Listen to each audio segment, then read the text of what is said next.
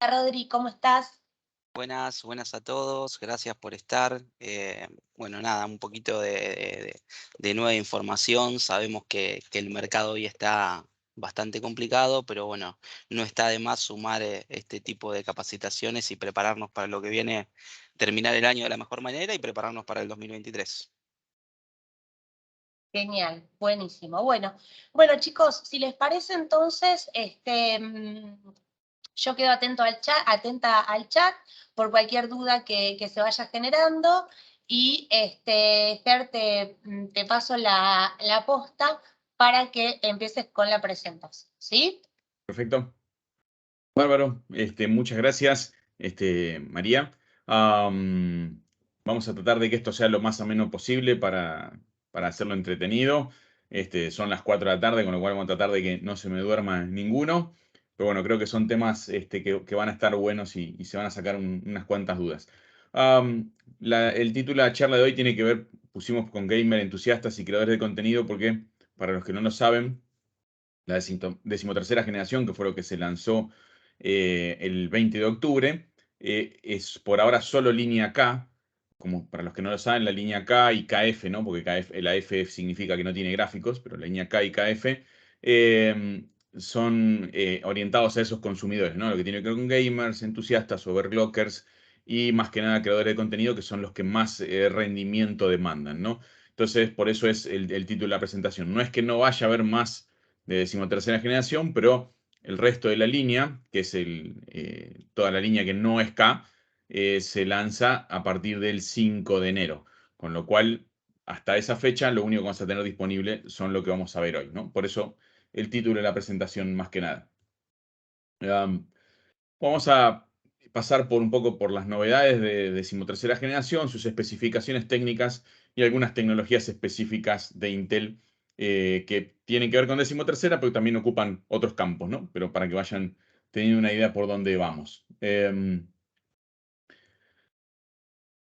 Arrancamos por acá. Esto que ven acá es la foto, si quieren decirle, del die, o sea, la pastilla, de un procesador de decimosegunda generación.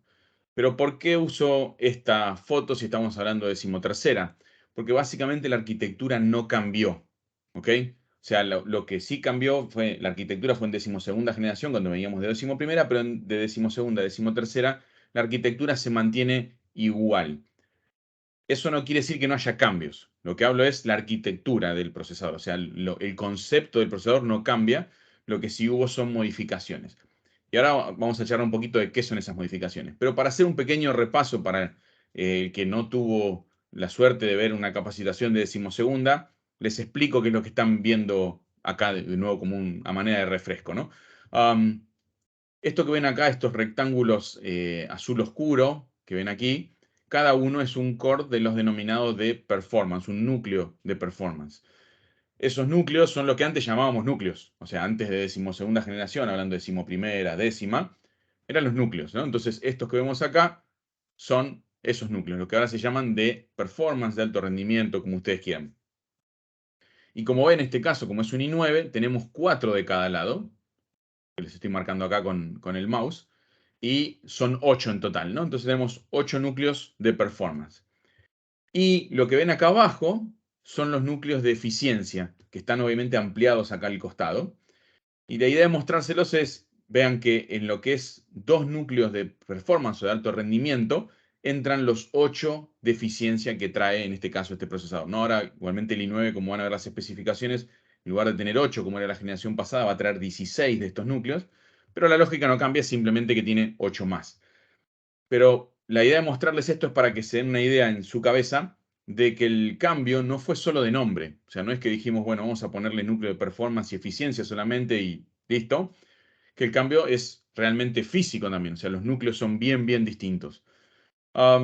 Y lo otro que suele pasar es, bueno, ok, pero si en un núcleo de performance me entran 4 de eficiencia, bueno, o en 2 de performance me entran los 8 de eficiencia que tenemos ahí, lo primero que te tiene a pensar es, bueno, ok, me metieron unos átomos hermosos, de estos que conocíamos de antes, y dijeron, listo, acá tenemos una arquitectura nueva, los 8 núcleos de antes más 8 átomos, y estamos joya. No, eso no es así, porque el rendimiento de estos núcleos de eficiencia, por más que obviamente no es el mismo de los núcleos de performance, eso está claro, si no se llamarían núcleo de performance también, son eficientes pero no son poco potentes.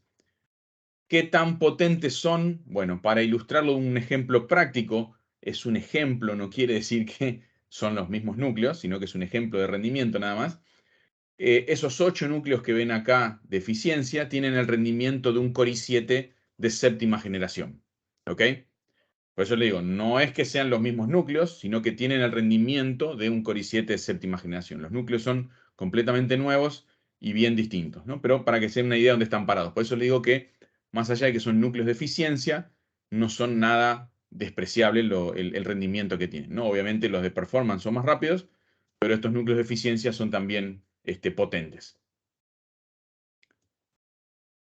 ¿Y qué es lo que cambió, aparte de la arquitectura que hicimos, que es la misma que decimosegunda generación, pero en decimotercera, que fue lo que se agregó? Ya hablamos de que tenemos más núcleos. Ahora después vamos a ver el detalle, pero tenemos más núcleos. ¿Qué quiere decir? Que ahora en todo el lineal de procesadores, salvo los i3, todo de i5 hacia arriba, todos tienen más núcleos, todos los SKU que va a haber disponibles, ¿no? Entonces, eso hace que obviamente incremente el rendimiento en lo que tiene que ver con multithread o multihilo, como diríamos en castellano, sino que también al aumentar la cantidad de cores, también aumentó la cantidad de caché.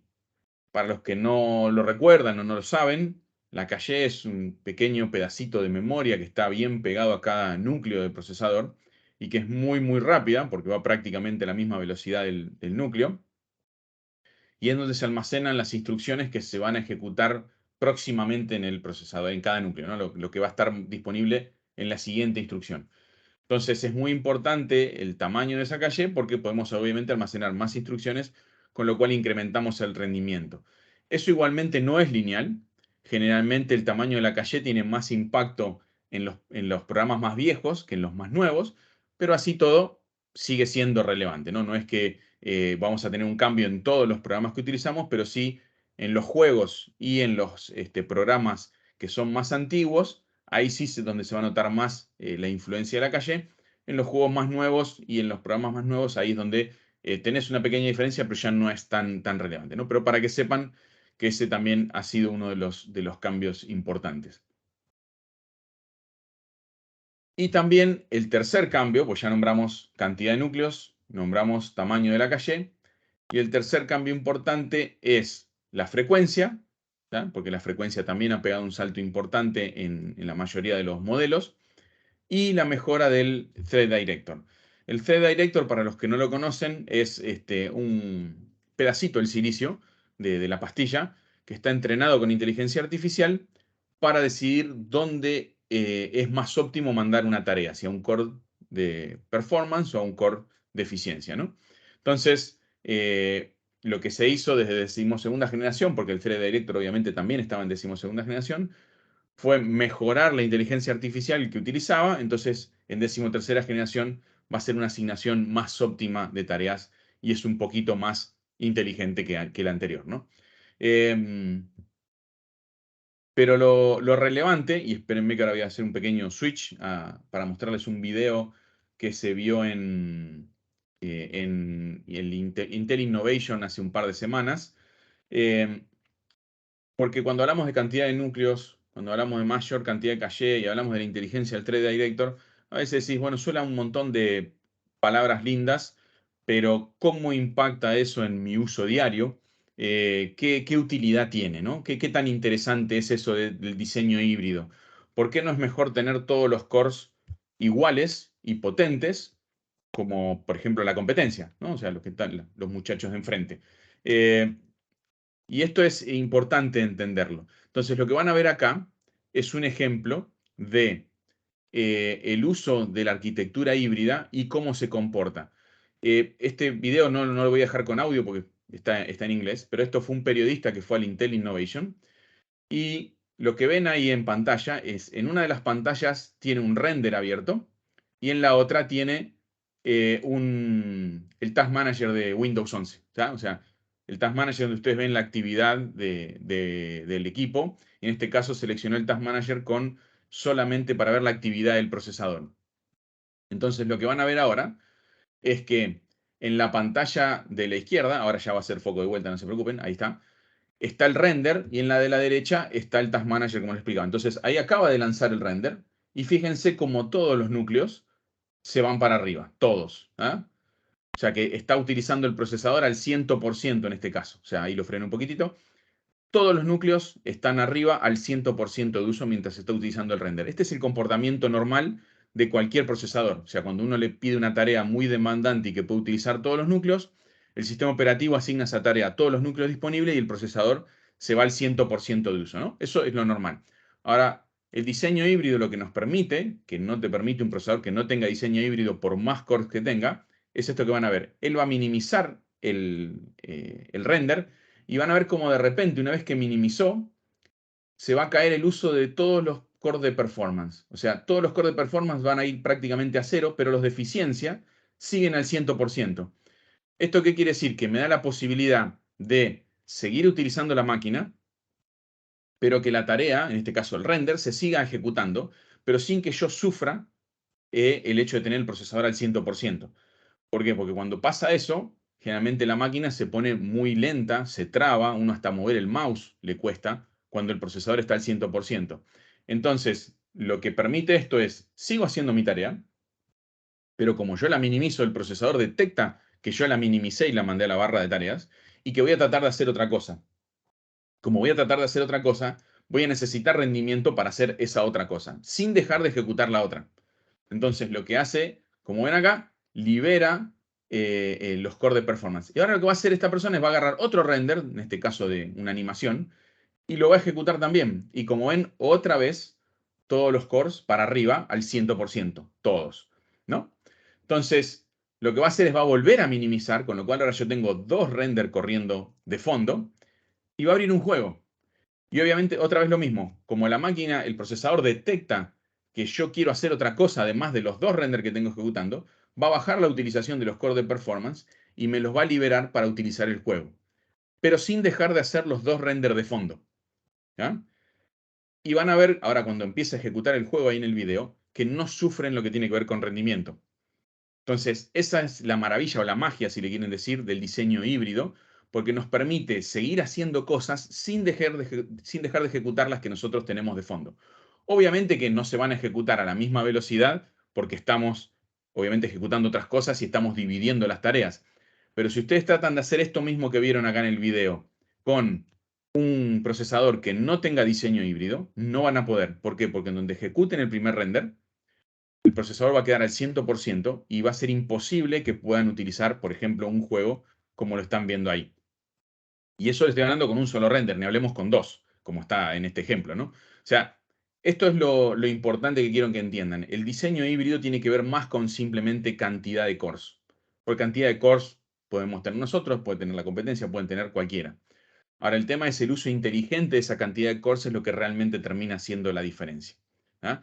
Y lo importante de esto es que un usuario que haga realmente un uso intensivo de su máquina va a notar una diferencia en fluidez que va a ser enorme. Y ojo, esto no es solamente en lo que es gama alta y tampoco está circunscripto a decimotercera generación. Decimosegunda es exactamente lo mismo. Pero, y como les decía, acá lo que está mostrando es el ejemplo del i9, el 13900K, que es el más tope de gama. Pero este comportamiento se da en todos los procesadores que tienen diseño híbrido. Incluso si vamos a, por ejemplo, al i5, al 13600K, sí vamos a tener exactamente el mismo comportamiento. Y ahí es mucho más relevante. ¿Por qué? Porque en la gama media es donde más ventas tenemos y es donde más se nota este tipo de uso. ¿Por qué? Porque, por ejemplo, tenemos en la gama media, de la mano de enfrente tenemos procesadores de 6 cores. De nuestro lado va a estar el 13600K con 14 cores. Entonces, cuando nosotros estemos utilizando un juego, Discord, Twitch, tener abierto WhatsApp y un montón de cosas más al mismo tiempo, nuestra experiencia va a ser muy, muy fluida con un procesador que tenga un diseño híbrido, porque precisamente el procesador sabe qué es lo que estamos queriendo hacer y nos va a dar un uso óptimo de esa cantidad de cores, ¿no?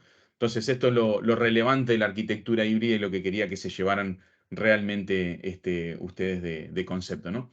Que realmente hace una diferencia importante más allá de decir simplemente tengo más cores. Bueno, después, no sé si por las dudas yo te pregunto, María, en cualquier caso, frename si hay consultas, si no yo sigo adelante, si vos no me decís nada. Sí, estoy atenta. Recién nos preguntaba Nahuel con qué procesador se había hecho el render, pero vos lo dijiste, así que Perfecto. Sí. estoy atenta. Yo te corto. 13.900K, perfecto. Sí, sí, Ujú. gracias. Entonces, lo que les comentaba en cuanto a lo que tiene que ver con las mejoras en la arquitectura que ya nombramos, más cantidad de cores, y el i9 va hasta para hasta los 24, igual ahora después vamos a ver el detalle de cada uno. Caché más grande, más inteligente, en tanto la L3 como la L2. Recuerden la diferencia de número en las caché, lo que hace es que marca la diferencia entre qué tan rápida es la caché. Cuanto más chiquito es el número, más rápida es la caché. Está la L1, la L2 y la L3. El tema de la ampliación de la arquitectura híbrida que habla acá es porque en 13ª generación la arquitectura híbrida va a arrancar a través, uy, como estoy con la boca hoy, va a arrancar desde el 13.400 en lugar desde el 12.400. El 12.400 de 12ª generación no tenía arquitectura híbrida, recién arrancaba en el 12.600 casi arriba. En 13ª no, todos los i5 van a tener arquitectura híbrida desde el 13.400, con lo cual no solamente sumamos la arquitectura híbrida y la inteligencia, sino también sumamos cantidad de cores. Entonces, el 13.400 va a arrancar con 10 cores versus el 12.400 que tenía solo 6, ¿no? Entonces, ahí también va a haber una diferencia importante en lo que tiene que ver con el salto de rendimiento. ¿Y qué tan grande va a ser ese salto de rendimiento? Si comparamos core por core, o sea, si agarramos un core de performance de 12ª y un core de performance de 13ª, el salto más o menos va a ser del 10%. Ahora, si agarramos y medimos la performance total del procesador con todos sus cores, no solamente comparando uno a uno, el salto en rendimiento por la mayor cantidad de cores y la mayor inteligencia pega un salto de hasta 40%. O sea que incluso generación sobre generación, el salto es bien grande en cuanto a rendimiento. Después, lo que se mantiene desde 12ª generación es la compatibilidad entre DDR4 y DDR5. O sea, los procesadores de 13ª, al igual que los de 12ª, van a mantener compatibilidad con ambos estándares de memoria.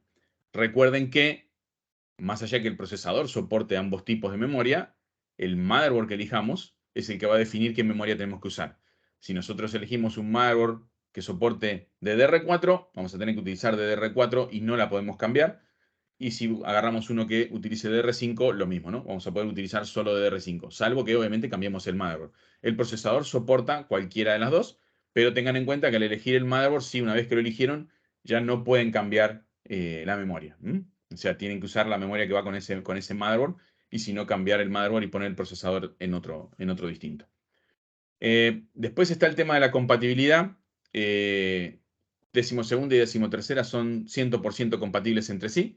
Con lo cual, esto quiere decir que puedo agarrar un procesador de 12ª y utilizarlo en un motherboard serie 700, que son los nuevos chipsets, o puedo agarrar un procesador de 13ª y ponerlo en un motherboard serie 600 sin ningún tipo de inconveniente. Entonces, en ese sentido, no hay cambio de zócalo, no hay cambio de solución térmica, es todo exactamente igual y puedo utilizar procesadores en tanto serie 600 como serie 700 sin ningún problema.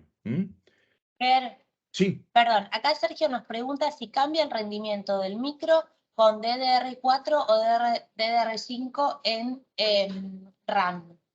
Sí, sí, hay cambio, pero por ahora no es tan grande. Igualmente ya se empiezan a ver más, cómo se amplía un poquito la brecha. Cuando se lanzó 12ª generación hace un año, yo les comentaba que siempre pasa lo mismo con las transiciones de memoria. Cuando recién se hace la transición, los primeros comentarios de todos los que hacen reseñas online y todo eso es, no, no vale la pena cambiar, el rendimiento es casi lo mismo, el precio es mucho más caro.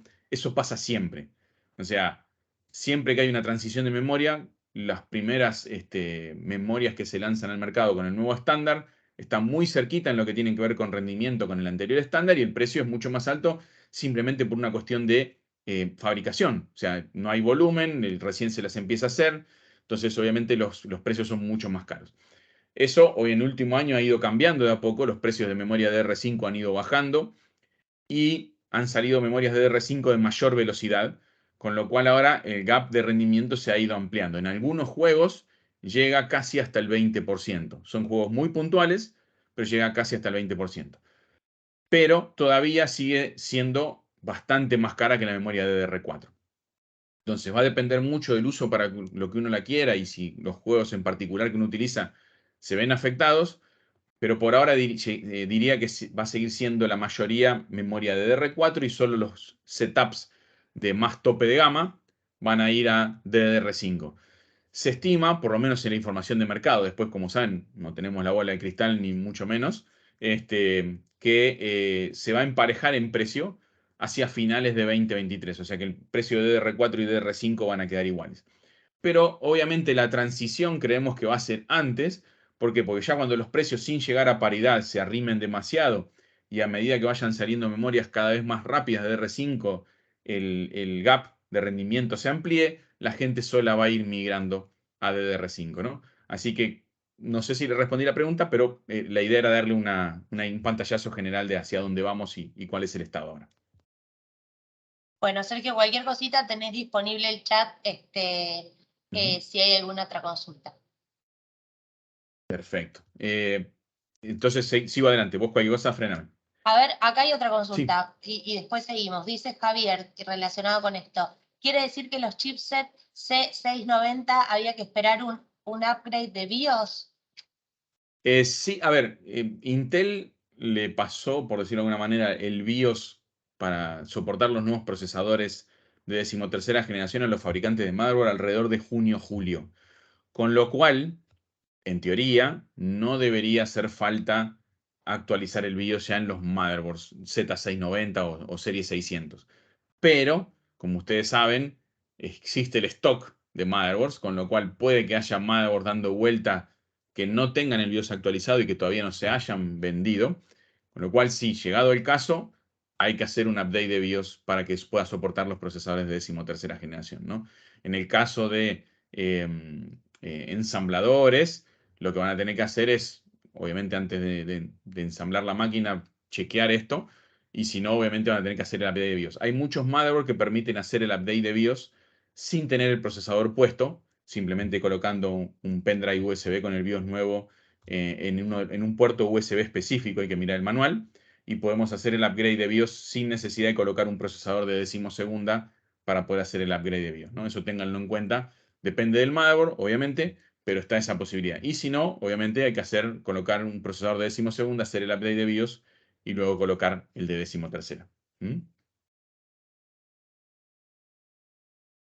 Perfecto. Bueno, continúo yo cualquier cosa. Me paran, no hay ningún inconveniente, se las vamos a contestar todas. Después, con respecto a lo que tiene que ver con lo que es overclock, esto simplemente a título informativo. Para los que no lo conocen, hay un utilitario de Intel que funciona bajo Windows, que permite hacer overclock de manera muy sencilla. Como estamos hablando de procesadores K, por eso es que se lo comento. Hoy en día la mayoría de los motherboards traen su utilitario para hacer overclock desde Windows, pero sepan que está el de Intel y que es gratuito, obviamente, y lo pueden utilizar, llegado el caso, para hacer overclock desde Windows si no les interesa aprenderse todas las opciones de BIOS. Es muy fácil de usar, simplemente unas barritas para hacer tocar la frecuencia, voltajes y ese tipo de cosas, y ustedes pueden probarlo en Windows sin ningún riesgo. ¿Por qué? Porque en el caso de que vayan demasiado lejos y la máquina se cuelgue, simplemente cuando reinicia Windows vuelve todos los seteos a fábrica y la pueden seguir probando a hacer overclock como si nada, ¿no? Y hay nulo riesgo de quemar el procesador con este software. Entonces, nada, es una manera de probar overclock de una manera muy, muy simple, simplemente para que sepan que está acá, disponible. Después lo otro que viene de 12ª generación, que no se modificó, pero está bueno marcarlo porque no todos lo conocen, es Intel lanzó un estándar hace mucho tiempo, XMP, al que adhirieron los fabricantes de memorias, ¿no? Este estándar lo que dice es que permite que los fabricantes de memoria pongan distintos perfiles de velocidad dentro de cada DIMM de memoria. Entonces va a tener la frecuencia por defecto de la memoria y después va a tener uno o dos perfiles, como era en el XMP 2.0, dos perfiles más de velocidad para que ustedes puedan elegir entre qué velocidad ir. Y en XMP 3.0, que está disponible solo para DDR5, tiene hasta 5 perfiles. O sea que ustedes van a tener la velocidad por defecto del fabricante, 3 perfiles más definidos por el fabricante con distintas velocidades más agresivas en cuanto a lo que es rendimiento, y después 2 perfiles que puede definir el usuario. Y estos perfiles quedan grabados dentro del stick de memoria, ¿no? Dentro del DIMM de memoria. Y ustedes me dirán, bueno, pero eso sí, ya estaba de antes, ¿en qué me influye? Bueno, lo interesante de XMP es que ahora hay una característica que se agregó en 12ª generación y se mantiene en 13ª, que se llama Intel Dynamic Memory Boost. Y que básicamente es un turbo para la memoria. ¿Por qué?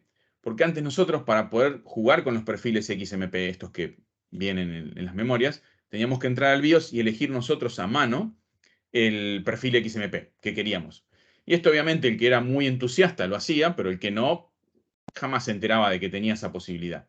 Bueno, desde 12ª generación y que se mantiene en 13ª, tenemos esta opción de la Intel Dynamic Memory Boost, que lo que va a hacer es, como ustedes ven acá en el gráfico, básicamente yo tengo la frecuencia por defecto de XMP, pero cuando detecto una carga de trabajo que requiere más rendimiento, automáticamente se fija dentro de los perfiles que tiene la memoria que tengo instalada, elige el más agresivo, sube el rendimiento de la memoria mientras esa carga de trabajo requería más rendimiento de la memoria, y mientras dura esa carga de trabajo. Después cuando termina, ¡pum!, vuelve a la frecuencia por defecto. Y así cada vez que tengo una carga de trabajo que requiere más rendimiento de la memoria del que yo le estoy dando, va a ser este jueguito de buscar dentro de los perfiles XMP y darme un boost de rendimiento de la memoria. Esto tiene dos ventajas. Primero, que es mucho más fácil de utilizar porque yo no tengo que ir a elegirlos. Y después, que la memoria no está exigida al 100% todo el tiempo, sino que simplemente la va a exigir en los momentos en que necesite el sistema ese rendimiento extra, ¿no? Entonces, está más que interesante en cuanto a lo que tiene que ver con rendimiento, ¿no? Eso para que lo tengan en cuenta, ya estaba en 12ª, se mantiene en 13ª. Ahora vamos un poco con las especificaciones técnicas. Arrancamos por la del chipset, que son las más fáciles. Como ven, acá tenemos chipset serie 600 y al lado tenemos lo que es serie 700, en este caso el único que está lanzado hasta el momento, que es el 790. Recuerden que en esta nueva generación de chipsets va a haber serie 790 H700, el H790, después va a estar el el B760, me estoy confundiendo. B760, pero no va a haber un chipset de entrada nuevo. ¿Qué quiere decir? Que el H610, que es el que está ahora, se va a mantener también para 13ª generación, ¿no? Los que van a cambiar, por decirlo de alguna manera, va a ser B660 a B760, H670 a H770 y Z690 a Z790. Ahora, las diferencias realmente entre los chipsets son muy pequeñitas. Como pueden ver acá en la tabla comparativa, para el que no lo descubrió, porque precisamente pues son pocas las diferencias, está en las líneas PCI Express 3.0, que pasan de 16 en el 600 a 8, pero esas 8 que bajan de PCI Express 3.0 pasan a PCI Express 4.0, que pasan a ser 20 en lugar de 12. ¿Ah? Ese es uno de los cambios. Y el otro cambio es en la cantidad de puertos USB de 20 gigabits, que eran hasta 4 y ahora van a ser hasta 5. Y esas son todas las diferencias que va a haber entre el Z690 y el Z790. Con lo cual, no va a haber ninguna influencia en lo que tiene que ver con el rendimiento. Así que pueden usar tranquilamente, seguir usando tranquilamente motherboard Z690 si son más económicos, en lugar de los 790, porque no les va a cambiar mucho, más allá de esto que le comentaba, la cantidad de líneas PCI Express 4.0 y la cantidad de puertos USB de alta velocidad, ¿no? O sea, son bien pequeñitos los cambios. Es una generación nueva de chipsets. De a poquito, obviamente, se va a ir migrando a esa nueva generación. Pero ustedes pueden hacer uso de los motherboard Serie 600 sin ningún inconveniente y sin ninguna penalidad en rendimiento. ¿Ok?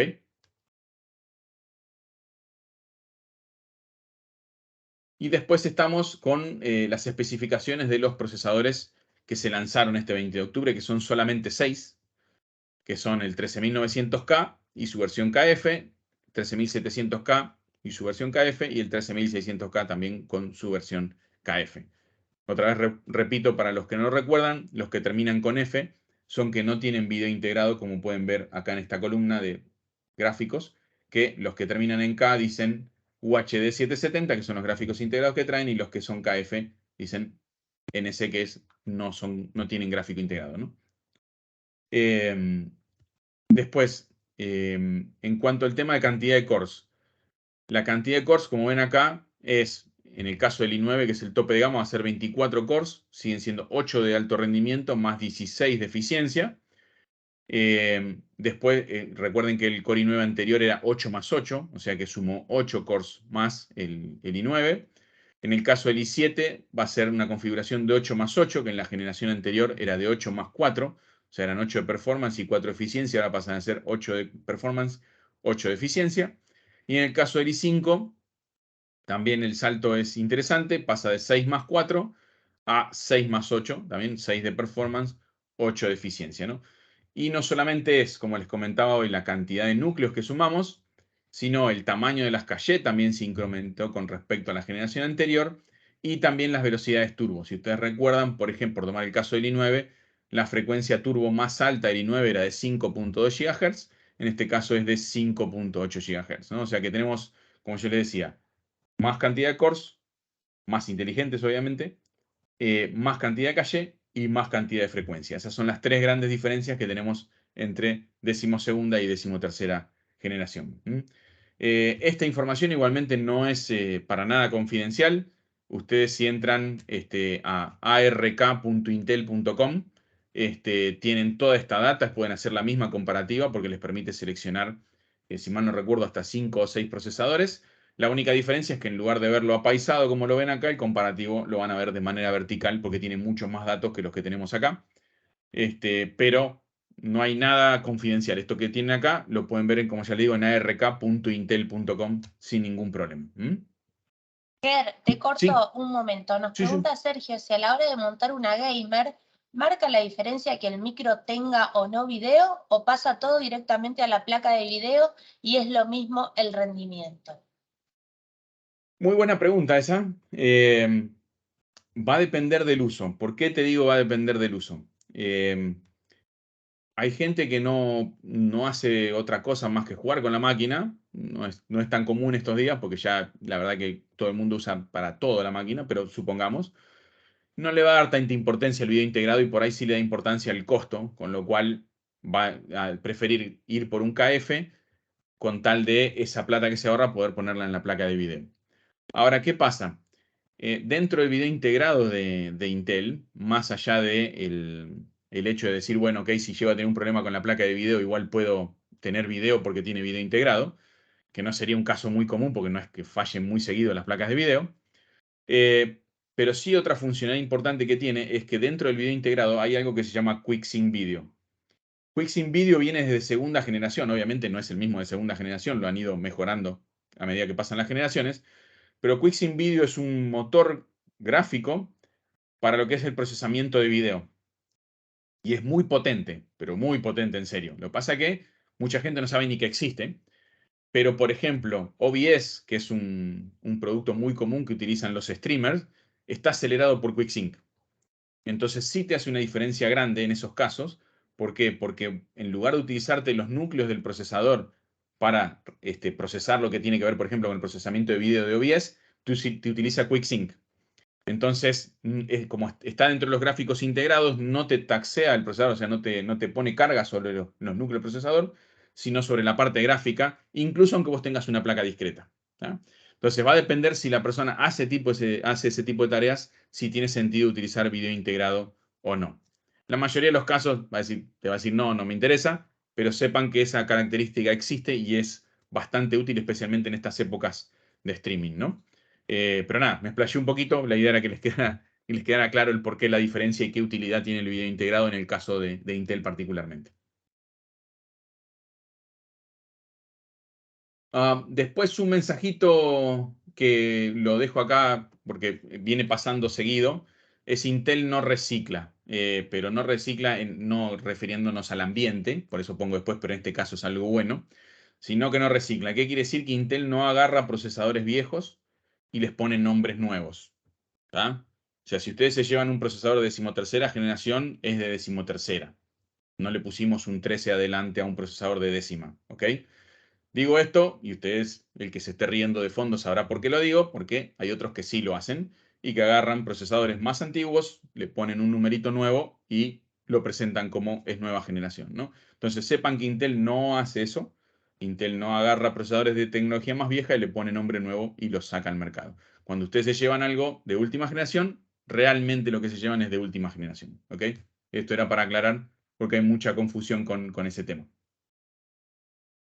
En cuanto a lo que son tecnologías Intel que quería destacar y que no tienen que ver tanto con decimotercera, pero que sí está bueno que sepan que existen, es Intel sacó al mercado hace poquito menos de un mes unas placas Wi-Fi nuevas. O sea, Intel domina el mercado de Wi-Fi en lo que tiene que ver con notebooks, ¿no? O sea, la mayoría de las notebooks salen con placas Wi-Fi Intel y porque realmente son muy buenas, no por nada en particular. Y no teníamos para lo que es máquinas de escritorio una opción. Sí, obviamente, si ustedes compraban un motherboard, que hay muchos de ellos que vienen con placa Wi-Fi Intel, especialmente los más tope de gama, sí, o sea, tenían una posibilidad de tener un desktop con Wi-Fi Intel, pero si no venía con el motherboard la Wi-Fi Intel, ustedes estaban al horno básicamente porque no tenían manera de poner una Wi-Fi Intel que son muy buenas. Bueno, eso cambió ahora. Estas placas están disponibles. La cajita que ven es la caja de venta del producto real que se vende por separado. Y al costadito sí lo que tienen es cómo se ve la placa fuera de la caja, ¿no? Y lo que tiene de interesante estas placas Wi-Fi, como ven que dicen Intel Killer, son de la generación de las placas Intel que son específicamente para gamers. O sea, no es que no la pueden usar para otra cosa, pero están pensadas como gamers para su público objetivo. ¿Y por qué es esto? Si ustedes se fijan ahí al costado en la pantalla, tenemos el software de las placas Killer. Estos son solamente 2 capturas. El software no tiene solamente esas 2 pantallas, tiene muchas más. Y lo interesante es que les permite personalizar la placa de Wi-Fi para que funcione como ustedes quieren. ¿A qué me refiero con personalizar? Por ejemplo, ustedes pueden definir qué prioridad tiene, qué aplicación tiene prioridad sobre la conexión. Entonces, si ustedes están jugando algo, ustedes pueden decir, ok, este juego, por ejemplo, vamos a nombrar un bien conocido, el Counter-Strike, quiero que tenga prioridad sobre cualquier programa que esté corriendo en mi máquina en la conexión Wi-Fi. ¿Ok? Entonces, la placa va a agarrar y va a decir, ok, todo paquete de comunicación que venga desde ese juego o de esa aplicación va a tener prioridad sobre todos los demás. ¿Con esto qué hacemos? Reducimos el lag y reducimos el tiempo de respuesta. Con lo cual eso, especialmente para los juegos, es súper relevante. Pero no es solamente eso, sino, por ejemplo, en el gráfico que ven más abajo, el software de la placa nos permite ver todas las redes de nuestro alrededor, de nuestros vecinos si estamos en casa. Y usted me dirá, bueno, pues eso no es nada novedoso. Sí, pero nos permite no solo ver las redes, sino en qué canal están transmitiendo. Y eso es relevante, ¿por qué? Porque cuando tenemos a todo el mundo transmitiendo en el mismo canal, se produce ruido y ese ruido termina afectando la performance, el rendimiento de la conexión Wi-Fi. Entonces, si yo puedo ver, como en este gráfico, que tengo un montón de gente transmitiendo en estos canales, pero tengo estos otros canales libres, yo puedo mover la conexión de mi router a esos canales libres y tener mucha mejor conectividad. ¿Ah? Entonces, todo este tipo de utilitarios lo tiene la placa, las Killer, y son súper relevantes. Va a hacer sugerencias inteligentes, como ven acá en el panel de control, de qué es lo que tengo que hacer, sugerencias para mejorar mi conectividad con respecto a mi access point o mi router. O sea, realmente es muy, muy potente el software que trae y es lo que hace realmente la diferencia en estas placas Wi-Fi, ¿no? Así que nada, quería mostrárselos porque es súper interesante y este es un producto nuevito que salió al mercado ahora. E incluso en las próximas generaciones, no en esta, en las de notebook ya está, les voy a mostrar algo que está muy bueno, este video. Esperen que primero voy a sacar el sonido, porque si no me deja sordo después. Pero este video, las placas Wi-Fi que vienen en notebooks, las Killer nuevas, tiene esta posibilidad que se llama Double Connect. ¿Ya? Esto va a venir en la próxima generación, en las desktop. En esta que les mostré recién todavía no viene, vamos a tener que esperar a la próxima generación. Pero en las de notebook ya viene. Que nos permite conectar las 2 bandas al mismo tiempo. Vieron que cuando ustedes conectan o la banda de 2.4 GHz de su red o la de 5 GHz. O sea, tienen que elegir una de las dos. Generalmente eligen la que tiene mejor señal. Bueno, con Double Connect, que va a ser lo que se viene en las de desktop, pero en las de notebook ya está, en cualquier router, como ven ahí, no tiene que ser un router especial, van a poder conectar con la misma placa Wi-Fi las 2 redes al mismo tiempo, la de 2.4 y la de 5 GHz, o 6 si tuvieran un router que tiene la banda de 6 GHz. Y esto efectivamente lo que nos va a permitir es hacer lo que se llama en networking link aggregation. Entonces yo voy a poder bajar archivos más rápidos porque utilizo las 2 redes al mismo tiempo. O incluso, como les mostraba en el gráfico anterior, que puedo elegir qué juego tiene prioridad, acá no solamente voy a elegir qué juego o aplicación tiene prioridad, sino que le puedo decir por qué conexión sale. Entonces, si yo estoy jugando, puedo decir, bueno, que quiero que el juego salga por la conexión de 6 GHz, que tiene menor latencia y es más rápida, y que el resto de las aplicaciones salga por la de 2.4 GHz. ¿Ok? Esto ahora está disponible solo en notebooks, para que lo sepan, pero ya está disponible, y va a estar disponible en la próxima versión de las placas de escritorio que les mostré recién, ¿no? Pero para que sepan que, y esto realmente hace una diferencia en la experiencia del usuario, no es solamente un tilde más en una cuestión de características, sino que realmente tiene un impacto en lo que es la experiencia de usuario, ¿no? Y nada, eso era todo lo que yo tenía para mostrarles hoy de 13ª y agregarle esta novedad en lo que tiene que ver con las Wi-Fi. Quedan unos minutos para hacer las consultas que tengan ganas sin ningún inconveniente y si no, bueno, estamos. Bueno, Ger, sí, quedaron dos preguntas acá que por ahí voy a tratar de traducírtela lo mejor que pueda. Pablo nos preguntaba si cambia el ancho de banda HDMI 2.1 en UHD 770 de tercera generación, sigue sin poder lograr RGB 444 60/120. Si dejas de compartir, por ahí puedes ver la pregunta directamente en A ver, el chat sí. y no te hago de interlocutora. No, las del chat las tengo, no tengo visibilidad del chat, ¿eh? Yo. Pero igual te entendí Rodri, igual te entendí bueno, lo que preguntaste. ¿se O sea, entendió? no Bueno. tengo visibilidad del chat, pero te entendí. Ajá. Es una pregunta extremadamente técnica, tendría que fijarme en las características, no me las sé de memoria, perdón, porque es algo muy específico de video lo que está preguntando, en cuanto a lo que es el soporte en HDMI 2.1, que es el último, y una característica en especial, si no te entendí mal, en 4K, el RGB, esta gama que él está preguntando. Lamento no tener la respuesta ya, te la puedo averiguar, pero la verdad no te lo sé decir, tendría que mirar específicamente. Sé que las placas ARC sí lo soportan, no me lo sé del video integrado de los de 13ª generación. Esa te la debo. Bueno, y Pablo nos preguntaba, él dice que usa OBS Ops para hacer streaming mientras juega y que le pasa con un simulador de carreras en particular que el micro se pone a más del 99% y se entrecorta todo hasta el audio. Dice que usa el codec por 264, usa un procesador de la competencia y quiere saber si con Intel esto le pasaría o no le pasaría. A ver, si quiero ser 100% justo, no sé qué procesador usa de la competencia, con lo cual no sería justo que haga una opinión con respecto al procesador de la competencia, porque no sé qué modelo es el que usa, ¿no? Entonces, dice que usa el 5700X, el Ryzen 7. Sí, no es un modelo viejo. A ver, por lo menos vos lo que tenés que fijarte es, OBS tiene una aceleración, yo lo que te digo es cómo yo lo veo que funciona de mi lado, ¿no? OBS tiene la opción para poner aceleración por QuickSync y utilizarlo.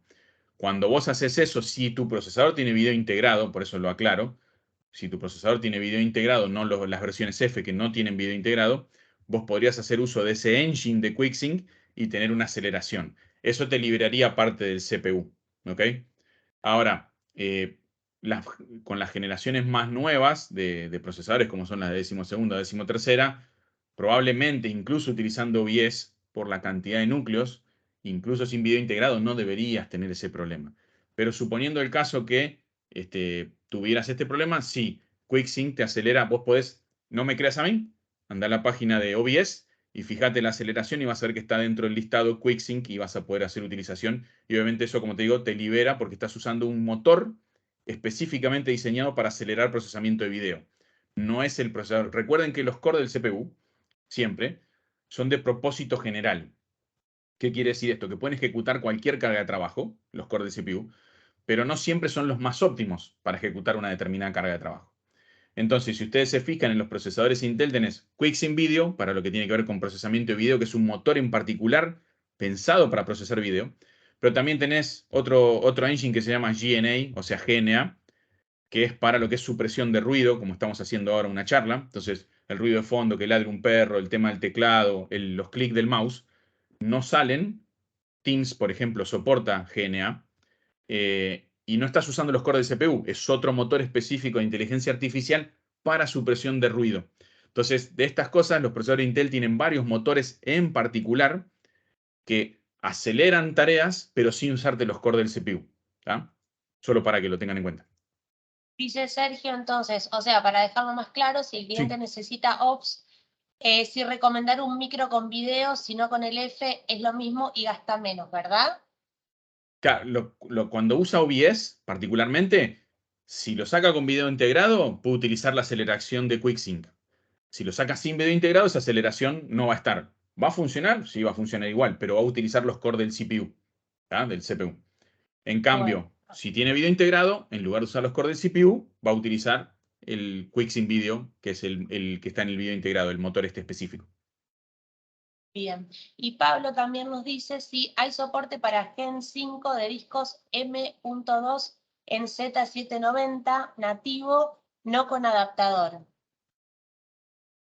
En realidad eso depende mucho del motherboard. O sea, ¿por qué te explico esto? Porque como vos viste, tanto el procesador como el chipset traen soporte tanto para PCI Express 5.0, 4.0 y 3.0. Pero el tema es, depende de cómo esas líneas de PCI Express estén implementadas en el motherboard. Entonces, va a depender del modelo de motherboard que vos en particular elijas, si va a tener soporte para PCI Express 5.0 en alguno de los slots de disco o no. Igualmente te digo, es muy difícil saturar el slot M2 con un disco. Vos pensás que los discos más rápidos están más o menos en 7000 megas por segundo y eso no alcanza para saturar un slot PCI Express 4. Con lo cual hay que ver los PCI Express 5 a qué velocidad van a ir. Todavía hay muy poquitos discos de esos. Creo que hay uno de Samsung y no sé si alguna otra marca más sacó ya alguno.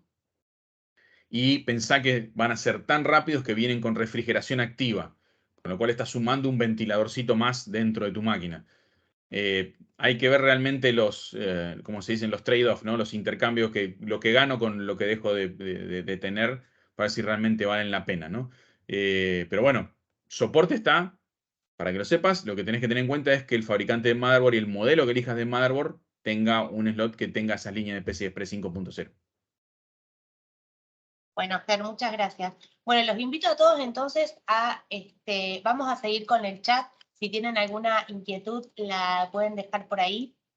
¿Sí? Ya estamos a unos minutitos de cerrar la sala. Les quiero contar antes o recordar que mañana ustedes van a estar recibiendo un certificado de asistencia a esta webinar y además el video va a quedar subido a nuestro canal de YouTube. ¿Sí? Así que si se les perdió algún dato o no llegaron a tomar nota de alguna característica o cuestión, mañana ya van a tener disponible el contenido online. ¿Sí? Les copio en este momento en el chat los datos de Rodri Teixeira, por si alguno no lo tiene. Rodri, como les decía, es PM de Intel en Nair Computers, así que ahí tienen su mail y tienen su celu.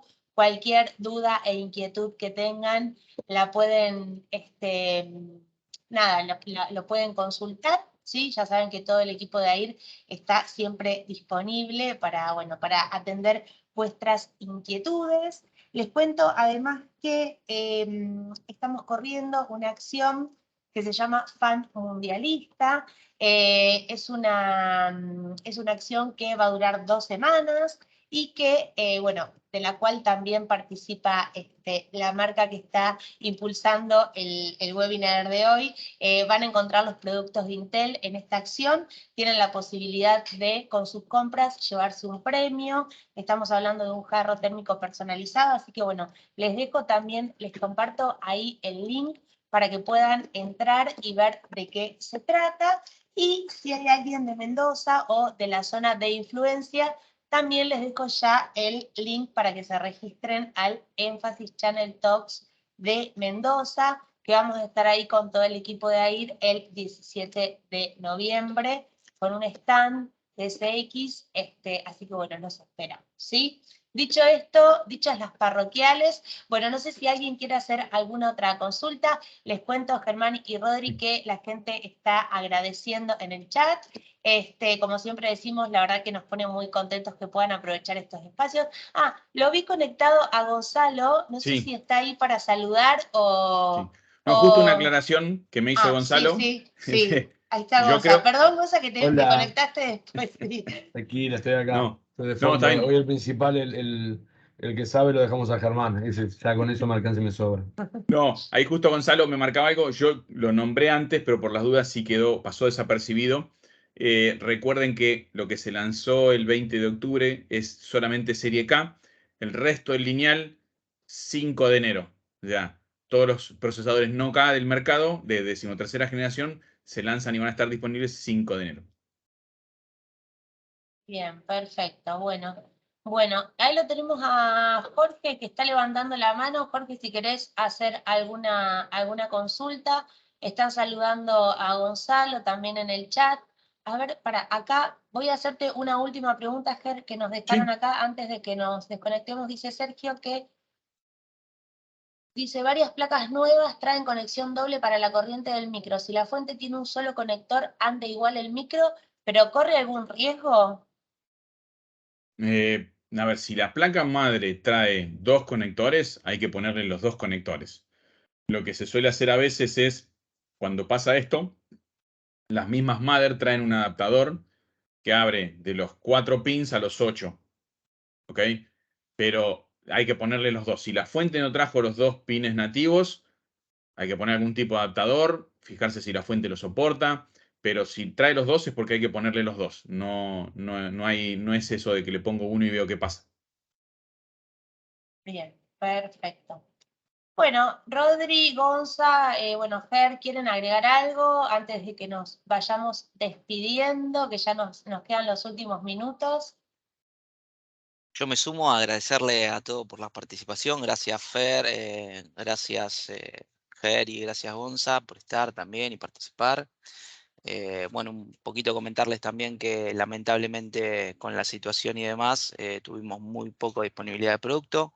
Esperamos comienzo de año que sea diferente. Y bueno, nada, también sumarme a lo que comentaste, pasar mis datos, también pueden encontrarlos en la página web de AIR. Recuerden que ahí tienen toda la información y para lo que necesiten siempre estoy a su disposición. Gracias. Y una aclaración con lo que dijo Rodri. En realidad, a nivel mundial, el supply está posible para todos. Hay supply de sobra. No es más un problema de fábricas ni de sobredemanda por la pandemia. Tenemos una situación particular en Argentina, la mayoría sabe, bloqueos de importaciones, no aprobaciones, así que todos los productos no están siendo aprobados para importarse, así que no bien se empieza a liberar eso, vamos a empezar a ver mayor fluencia. Los distis están todos activos, esperando, presentando todos los papeles necesarios para poder importar. Producto hay desde Intel, ahora lo que falta es que se abra la barrera de las importaciones. ¿Sí? Gracias, Gonza, por la aclaración. Bueno, chicos, de mi parte, agradecerles nuevamente a todos y a todas por haberse sumado a este entrenamiento. Agradecer obviamente a Intel, a Gonzalo y a Germán por hacer posible este espacio, por impulsar estos entrenamientos, sobre todo cuando hay novedades de productos. Así que bueno, gracias por eso. Y bueno, les recuerdo, mañana van a estar recibiendo material y certificado de asistencia por mail, queda el entrenamiento subido a nuestro canal de YouTube. Y bueno, y como siempre digo, quedamos a disposición. Ahí están saludando en el chat. Gracias Javier, gracias Elio, gracias Pablo. Y nos estaremos viendo la próxima. ¿Sí? Un gusto. Bueno, que tengan Hasta buena luego. tarde y nos vemos la próxima. Gracias a todos. Chao, chao, gracias, muchas gracias. Chau, Chao, chau. chao.